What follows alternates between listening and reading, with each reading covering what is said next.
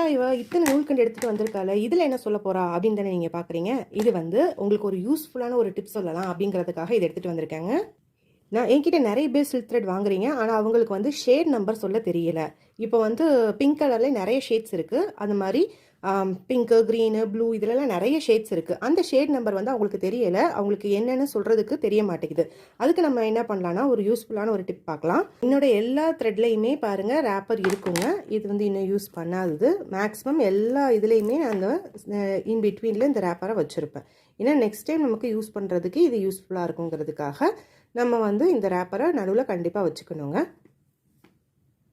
இப்போ வந்து இங்கே பாருங்கள், ஒரு ரேப்போட இந்த த்ரெட் இருக்குது பாருங்கள். இந்த த்ரெட்டுக்குள்ளே ரேப்பரை என்ன பண்ணணும்னா எடுத்து இந்த மாதிரி நம்ம உள்ளே செக்யூர் பண்ணி வச்சுக்கணும். இதை வந்து மிஸ் பண்ணிடக்கூடாது. இந்த மாதிரி உள்ளே செக்யூர் பண்ணி வச்சுக்கிட்டிங்கன்னா இந்த த்ரெட்டோட ஷேட் நம்பர் என்ன, நம்ம என்ன பிராண்ட் வாங்கியிருக்கோங்கிறது இதில் தெரிஞ்சிடும்.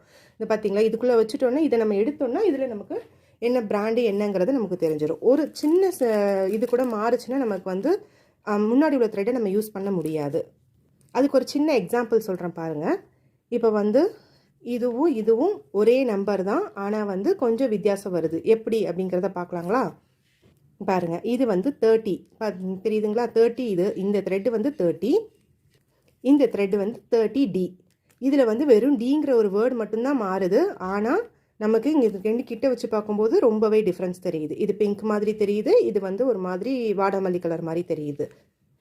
அதனால் எப்போதும் என்ன பண்ணுங்கள், இந்த ரேப்பரை தூக்கி தூர போட்டுறாதீங்க. இதுக்குள்ளே வச்சு நெக்ஸ்ட் டைம் வாங்கும்போது கரெக்டான ஷேட் நம்பரும் கரெக்டான பிராண்டும் சொல்லி வாங்குங்க. இந்த வீடியோ பிடிச்சிருந்தா லைக் பண்ணுங்கள். தேங்க்ஸ் ஃபார் வாட்சிங். பாய்.